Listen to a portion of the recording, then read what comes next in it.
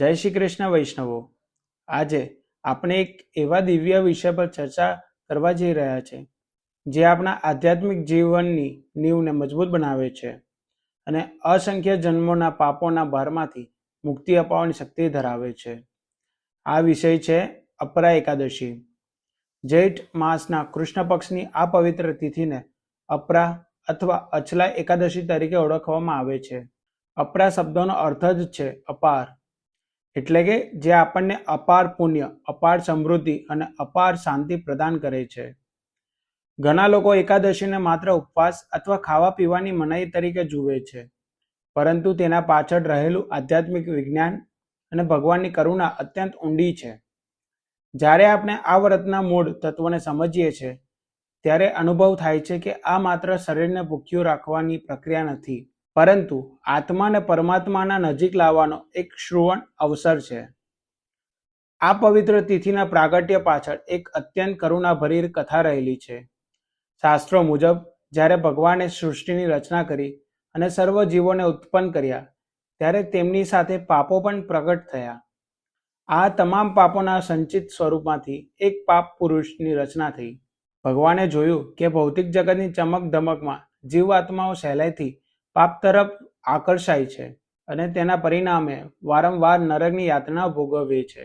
પોતાના સંતાનોને આવા દુઃખમાં જોઈને પરમ કૃપાળુ ભગવાનનું હૃદય દ્રવિત થઈ ગયું. પોતાની અપરંપાર કરુણાથી તેમને પોતાના શ્રી અંગોમાંથી એકાદશીનું પ્રાગટ્ય કર્યું.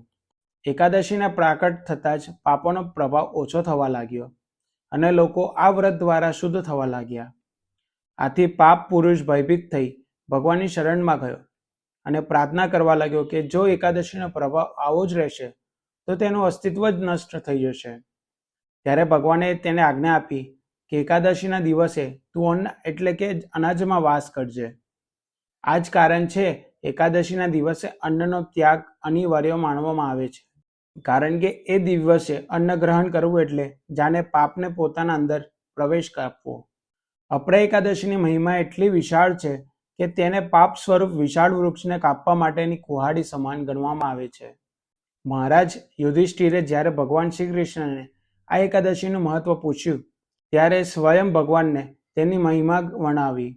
તેમણે જણાવ્યું કે આ એકાદશી એવા ભયંકર પાપોને પણ નષ્ટ કરવાની શક્તિ ધરાવે છે જેમાંથી મુક્તિ મેળવવી સામાન્ય રીતે અસંભવ લાગે છે. બ્રહ્મહત્યા, પર સ્ત્રી ગમન, ખોટી સાક્ષી આપવી અથવા અન્યની નિંદા કરવી, આવા પાપો મનુષ્યના આધ્યાત્મિક માર્ગને સંપૂર્ણપણે અવરોધિત કરી દે છે. અહીં સુધી કે જે શિષ્ય પોતાના ગુરુ પાસેથી જ્ઞાન તો ગ્રહણ કરે છે પરંતુ પાછળથી તેમની નિંદા કરે છે તે પણ ઘોર નરકનો ભાગી બને છે. પરંતુ અપરા એકાદશીનું વ્રત શ્રદ્ધાપૂર્વક કરવાથી એવો પતિત મનુષ્ય પણ પ્રેતયોની અથવા નરકમાંથી મુક્તિ મેળવી શકે છે. આ વ્રત આપણા અંદરની મલિનતાને ભસ્મ કરી નાખતી અગ્નિ સમાન છે જે આપણને ફરી ભક્તિના પ્રકાશ તરફ દોરી જાય છે.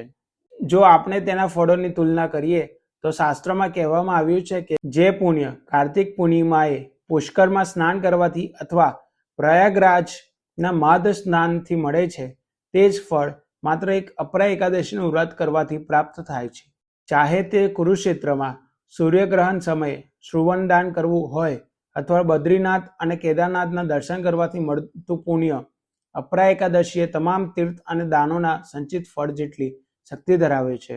તેને અચલા પણ કહેવામાં આવે છે કારણ કે તે ભક્તના ભાગ્યને અચળ બનાવે છે અને તેને આ લોકમાં યશ તથા મૃત્યુ પછી વિષ્ણુલોકની પ્રાપ્તિ કરાવે છે. આ વ્રત માત્ર બાહ્ય કર્મકાંડ નથી, પરંતુ મનને અનુશાસિત કરવા અને ઇન્દ્રિયો પર વિજય મેળવવાનો એક આધ્યાત્મિક અભ્યાસ છે. આ એકાદશીની શક્તિને સમજવા માટે રાજા મહિધ્વજની કથા અત્યંત પ્રેરણાદાયી છે.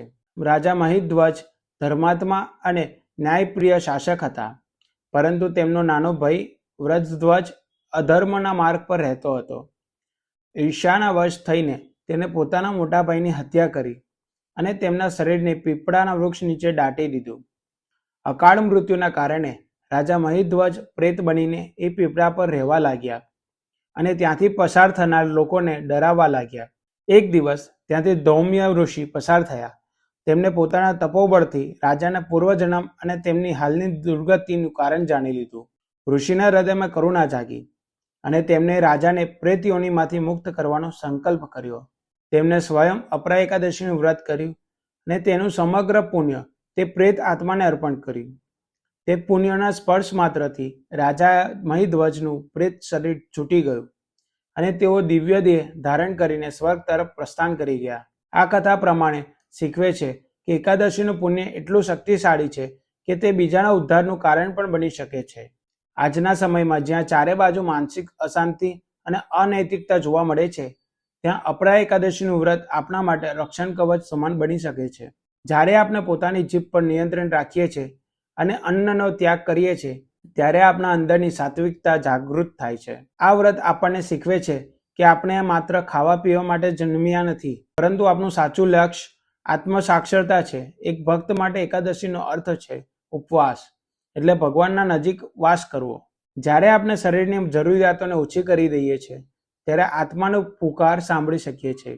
આ દિવસે વધુમાં વધુ ભગવાનના નામ જાપ, ભગવદ્ ગીતા પાઠ અને વૈષ્ણવની સેવામાં સમય પસાર કરવો જોઈએ. ખાસ કરીને આજના યુવાનો માટે જે પોતાની ઓળખ અને કારકિર્દીની દોડમાં ગૂંચવાઈ ગયા છે, ત્યાં એકાદશીનું અનુશાસન તેમને માનસિક સ્પષ્ટતા અને દ્રઢ ઈચ્છાશક્તિ પ્રદાન કરી શકે છે.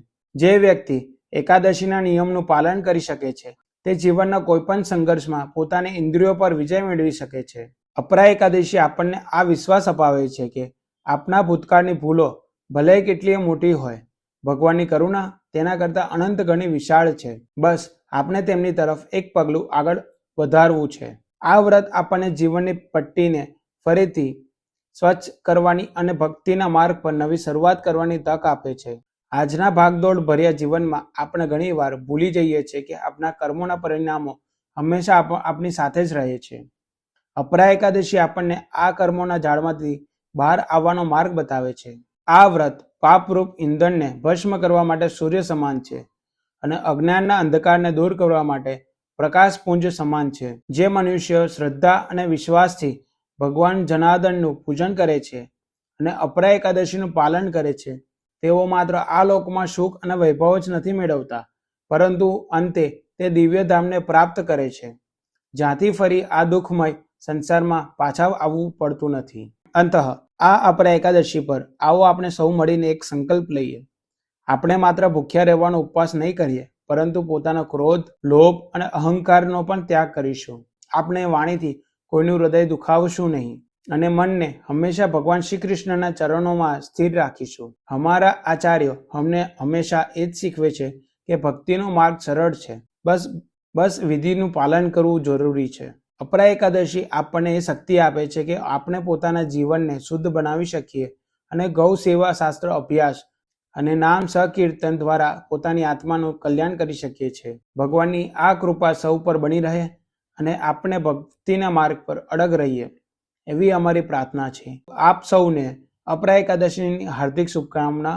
જો તમને આ વિડીયો ગમ્યો હોય તો વિડીયોને લાઇક કરજો, શેર કરજો, કમેન્ટ કરજો અને ચેનલને હજુ સુધી સબસ્ક્રાઇબ ના કરી હોય તો અત્યારે જ સબસ્ક્રાઇબ કરી દેજો.